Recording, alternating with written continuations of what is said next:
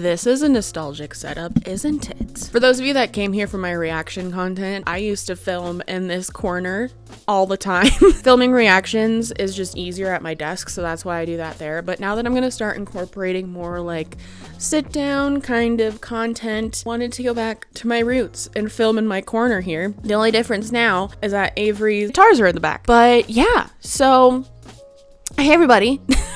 Welcome back to my channel. If you are new here, hello. If you're returning, welcome back. Thank you so much for sticking around. I really appreciate you. Oh no, Isabel. There we go.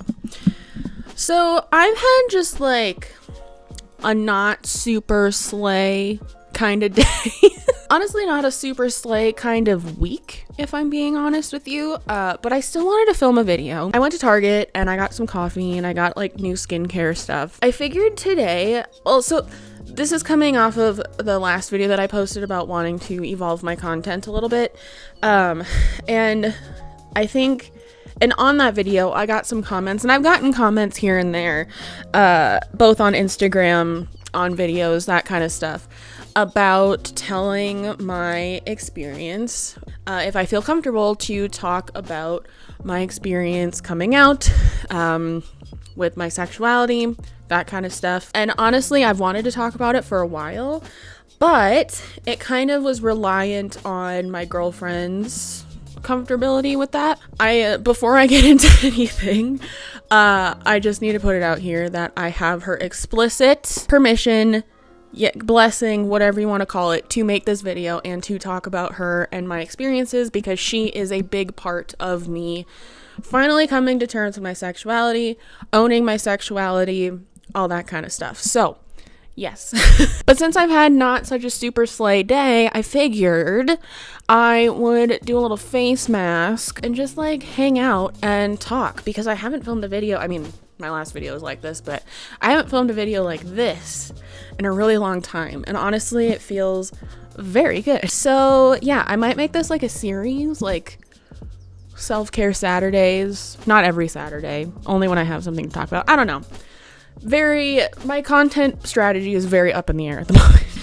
What we came here for is the story of how I like came to terms with my sexuality, my story with my sexuality, that kind of stuff. I want to share mine because I feel like it's a little bit different than what you hear, but I feel like everybody's is a little bit different from each other. So yeah. For those of you that don't know, I came out in June. I didn't mean to do it during Pride Month, but I did, and that was whatever, extra fun. Be who you are for your pride. But yeah, I came out in June. I had been dating a girl at that point for 4 months. Yeah. But then I officially came out in June. The story goes as this. I always knew I was attracted to women. Ever since I really could pick up what attraction was. I don't really know, in hindsight, I know that, but I don't think at the time I knew that what I was feeling was attraction for certain girls growing up. I always thought it was just like, I really wanted to be friends with them, or I just really liked having them as a friend if they were a friend of mine. But yeah, so, and luckily I was like born with two parents that loved me no matter what, and made it abundantly clear that they did not care who I was attracted to. They just wanted me to be happy. My dad has been telling me that since I was like 12. So I don't really know why I pushed it down for such a long time. I think it's just because I went through a lot as a kid, particularly in like the years where you're like becoming more aware of your attraction and that kind of stuff. I just didn't feel like dealing with it because I knew I was still very much attracted to boys as well. And so I was like, Megan, just go with that. Like, just go with that. And yeah, so I did. I think if I had to put a label on it, I would definitely label myself more as like pansexual, in that I don't really care about gender or gender identity or any of that. I just care about the person. But yeah, like I had questioned my sexuality like many times growing up, but I would always just like suppress it and just like not deal with it, which in hindsight, like, doesn't really make sense because, like, my parents didn't care, and, like, yeah, I have people in my extended family that care, but, like, I don't really care about them or their opinions. So I just don't think I felt like dealing with it at any point in time when that started to happen. So I always just kind of repressed it and, like, went cuckoo bananas for boys. And so fast forward to, like, last year, I met a person on the Tinder box and we really hit it off. I had never felt so comfortable with a person before. I had never felt like I just clicked with a person before. Like, me and them would talk on the phone for literally like 3 to 4 hours a day because they didn't live here at the time. And even if it wasn't like talking all the time, it was like we'd just hang out with each other on the phone. Like, it just felt like something really, really special was happening. And at the same time, I had been talking to someone who was bi, and I was already kind of like going through another phase of like questioning my sexuality, which at that point I should have just been like, Megan, like, straight people don't think like this. But this person was like, you know, somebody told me, and this helped me figure out that I was bi. They told me that straight women don't think about women the way I do. And I was like, damn, that is a very simple way to put it. Because I think another part of the reason why I never really talked about it, or I never really thought about it a lot growing up, I always thought that if I said that I was attracted to girls, that was like, I don't know how to explain it, but I just felt like I had to like commit to that and like only that. Whereas I didn't know about the broad spectrum of sexuality. Like, I didn't know how nuanced that conversation was. But yeah, so when I was talking to that person, they said that to me, and I was kind of learning about the spectrum of sexuality and the spectrum of attraction. That is when this person that I had clicked with and was absolutely falling in love with came out to me as trans. And that person is my girlfriend. Yeah, she came out to me as a trans woman. We've been seeing each other for like a month at this point, I think. Pretty consistently. Like, I wasn't seeing anybody else, and neither were they. And like I said, I have her explicit blessing and permission to talk about this. When she told me that, I went nuclear. And honestly, her being trans, like, had nothing to do with me going nuclear. It was more of the fact that I was like, oh shit, like, okay, Megan, like, you're really falling in love with this person, and you know that. Well, what? And you know that. But now you have to like face the music and actually say out loud, because I had never said out loud to anybody that I was even thinking about, that I was even questioning my sexuality at all. I'd never said that. Or after Avery came out to me, I went home, fucking lost my mind, lost my shit. I emailed my therapist, because Avery came out to me when I was visiting her where she was living. I got home, I emailed my therapist. I was like, bestie, I need an emergency session. When can you get me in? And she was able to get me in like the next day. Therapy has been like crucial in this process. So and then when I finally had my session with her, I finally said the words out loud that I had been questioning my sexuality for a really long time. And again, I don't know why I was so hesitant to even talk about this, because I was surrounded by queer people. My parents did not give a singular shit about any of it. They just wanted me to be happy. I don't know why. I genuinely do not know why. But that was the first time I'd ever said the words out loud to somebody, that was what was going through my brain. And after that, the floodgates just kind of opened. Because I'm going to say this, when Avery came out to me, I was like, oh, they're going to get boobs. That could be fun. That's literally the first thing that came into my mind when she came out to me. And I'm not over exaggerating. That was my first thought. And then after that, I was like, Megan, there's a lot to unpack here. So I did the unpacking necessary.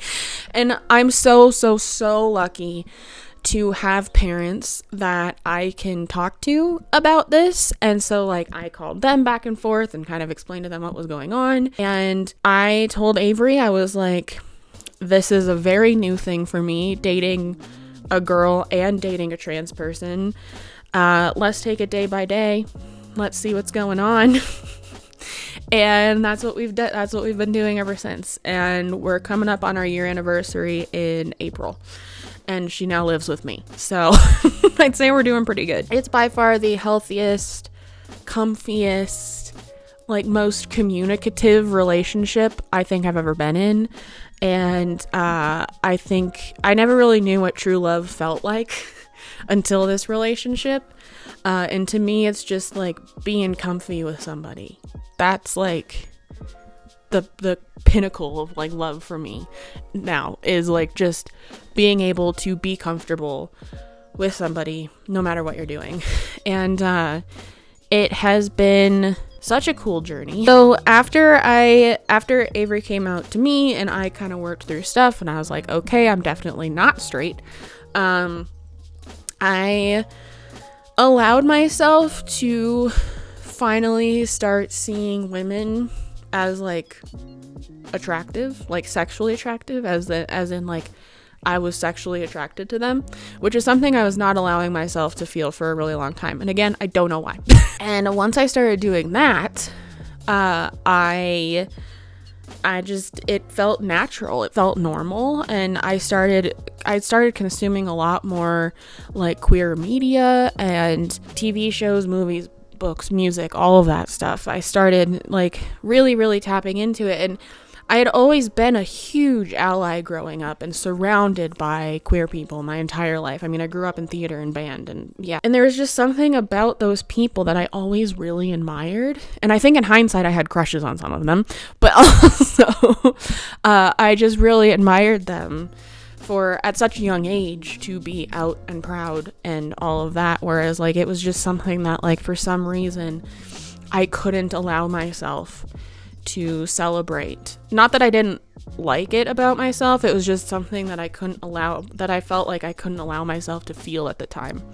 And now that I have, I'm like the happiest version of myself. I've been going through it recently, but that's just this time of year.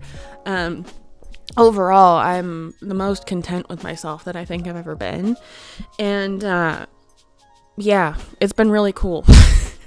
And I'm super lucky to have the support system that I do in my friends and in my family and in my girlfriend. Like I talk to Avery all the time about how, you know, growing up, heteronormativity is everywhere, like everywhere. As a young girl, I was always fed the idea of like Prince Charming and like all that kind of stuff. And I'm a planner. I'm very much type A personality in a lot of ways. I am a Virgo, whatever that means to you. I love a plan. And dating a trans woman and being gay is not really where I planned my life to be. But I'm so happy that I just let my analytical brain go and do what made me happy and throw what people thought of me to the wayside. And because if I didn't do that, I would not be as happy and content in my life as I am now. So I made the decision to publicly come out because I wanted to talk about it to my family and some of my really close friends before I talked about it on my online platform, because even though everybody's pretty much since told me they wouldn't have cared if they found out this way, I didn't want them to find out like on my YouTube channel, not having told them first. And so I came out publicly, and I lost a very good friend of mine. We had been friends for over a decade, and we definitely had very differing ideological views, but they were like a sibling to me. They were the closest thing I had to a sibling. And so we were always able just to kind of like not talk about that and just support each other in other ways. The week I came out was also the week that Roe v. Wade was overturned.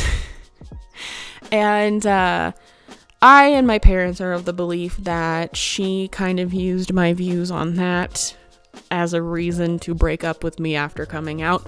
That's just speculation. So I lost a friend, which it was kind of like a disappointed but not surprised situation. But the rest of my friends literally didn't give a fuck. So a lot of them were like, bestie, we already knew. Like their parents, after they told them, were like, we already knew that. Like, we were placing bets that Megan was gay like 10 years ago. Yeah, everybody in my life pretty much knew I was gay before I did. Yeah, so I don't know, ever since then, like, I just feel like I'm finally able to be unapologetically myself, and I am so happy that, again, I have the support system that I do, and that I didn't lose too many people in my life. Even my extended family is like super excited to meet Avery when we go home for Christmas this year, which I know is a long ways away, but still, they're all really excited to meet her. This past year has been like eye-opening to me, and the first year I feel like I've finally been able to, like I said, live unapologetically as me. And I feel like through dating a trans person, I don't know, it's hard. It's just made me realize things. Like the year of just realizing stuff, and everyone around me were all just like realizing things. It's made me just really, it's opened my eyes to the spectrum of sexuality and gender identity, and it makes life feel a lot less restricted, you know? And it's very cool. And also, dating a trans person very much at the beginning of their transition is one of the most invigorating things I think I have ever experienced. Getting to see someone you love so much become someone they love too is really, really cool. And I've kind of been teaching her like the basics of how to girl, and like I feel like I'm dating my best friend for the first time in my life, and it's a really fucking cool feeling. For anybody that might be in the closet or questioning anything about their identity, I know it's really scary to come out, and I know that for a lot of people their safety is on the line, but I will always fight for you to feel safe. I've become a lot more vocal. I mean, I've always been vocal about trans rights, but particularly now that I have this platform, I've become a lot more vocal about LGBTQ, particularly trans people rights, and because that's who I am. Like, that's who my partner is. To the people who are still in the closet or questioning or whatever, I sincerely hope that you find that you get to the right spot in your life where you feel safe and you feel comfortable enough to live unapologetically as you, because you deserve it. And let me tell you, it is invigorating. And I want any of you to know that you are safe here on my platform. On this video in particular, any transphobic or homophobic comments, out the window. I usually don't like delete comments, but I will not accept that. I will not accept that energy onto this video. Yeah, I just want you to know that you're safe here, and I have a Discord server. It's down below. It's a great place, super supportive. I know for a fact there's a lot of queer people in there, and if you ever need a place to talk, that is the place. There's a special channel called Sensitive Topics that's literally just for discussing heavy stuff, so that way anybody who goes in there knows that there might be some heavy stuff in there. If you need a space, that's your space, and you are more than welcome, and you are so loved here. And I need you to know that there's a lot of hate in the world now, and the level of comfort and confidence and happiness I have from being out of the closet and being unapologetically me with my girlfriend is way more important and worth way more than the fear that hateful people bring into my life. And yeah, so I know that got kind of deep, but that is more or less the story of me coming out. I'm really happy that Avery kind of gave me her blessing to talk about us and her on here, because I wanted to for a really long time, because I'm super proud to call her my girlfriend, and I'm super proud to have her in my life and to share pictures of us together because we're fucking adorable.